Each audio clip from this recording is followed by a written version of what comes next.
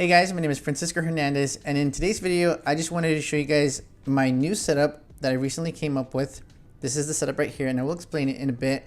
But I wanted to show you guys this setup and actually ask you guys if you guys wanted to see what this setup will give you, which is a point of view perspective into how I do my photo shoots. At the end of this video, I will actually show you guys some footage and some photos that I took using that setup at a photo shoot that I did recently at Shutterfest. So if you guys find that you like that perspective, definitely let me know so I can use this setup at some upcoming photo shoots. I will of course also have another camera recording to get a wider shot of the whole photo shoot. I just wanted to add this new perspective to those behind the scenes videos that I want to make. Before I continue though, I do want to let you know that this video is sponsored by Adorama. Adorama is an industry leading retailer that has been serving photography, videography, and audio customers for almost 50 years now. Their motto is everyone is a creator, and they do their best to unleash that creator within us all by providing us with the tools and expertise necessary to get the job done. I personally shop at Adorama for both the great deals on products I use and recommend, plus the great customer service on those products as well. If you find yourself interested in any of the products I talk about and use in today's video, then definitely check out the description area below for links to those products,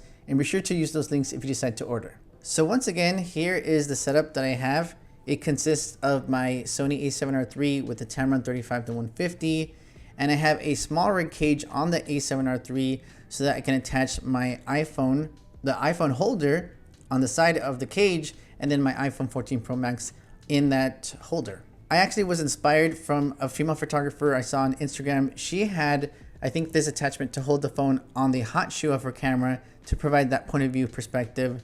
But since I do use off-camera flash, the transmitter would occupy the hot shoe. So I thought, okay, maybe if I just use my small rig cage, I can just attach the phone to the side. So that's exactly what I did. And to be completely honest with you guys, I was too cheap to buy a GoPro. And plus I don't really like how the GoPro footage looks like sometimes. So I just used my phone, and actually using the phone is a little bit better in my opinion, because then I'll have the footage straight to my phone in case I want to share with you guys in my Instagram stories or somewhere else on social media. Another way that I've seen people provide a kind of point of view perspective for photo shoots is having a GoPro attached to their body.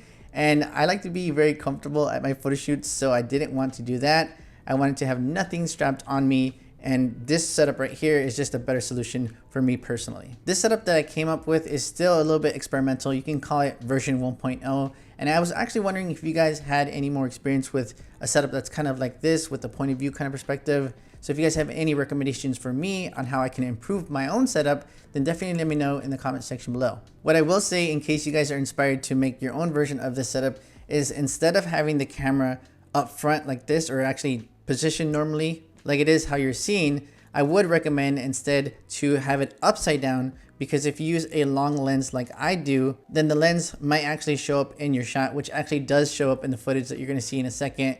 So I would recommend having it upside down so that the lens is not in the way of the footage. But that's pretty much it for this video. I just wanted to kind of add something to my behind the scenes videos. So that's why I came up with this setup, and hopefully you guys do find it a little bit interesting. I'm very interested in your guys' feedback on if I should include more perspective photo shoots on my channel, so definitely let me know in the comments. Before I go ahead and show you guys the footage and the photos from that photo shoot that I did using that setup, I wanted to give a quick rundown of the gear that I used for that photo shoot. I used the Explorer 300 Pro as the main light with a 20-inch softbox. My fiance was holding that, so I didn't have a stand for that main light. And I used the Explorer 100 Pro with a Manfrotto Nano stand as the rim light. That was pretty much my go-to setup when I was shooting at Shutterfest. I want to give one last thanks to Adorama for sponsoring this video. It really does allow me to focus on my channel and make free content for you guys when they sponsor my stuff, so definitely check them out. But for now, take care guys, and I'll see you in the very next video.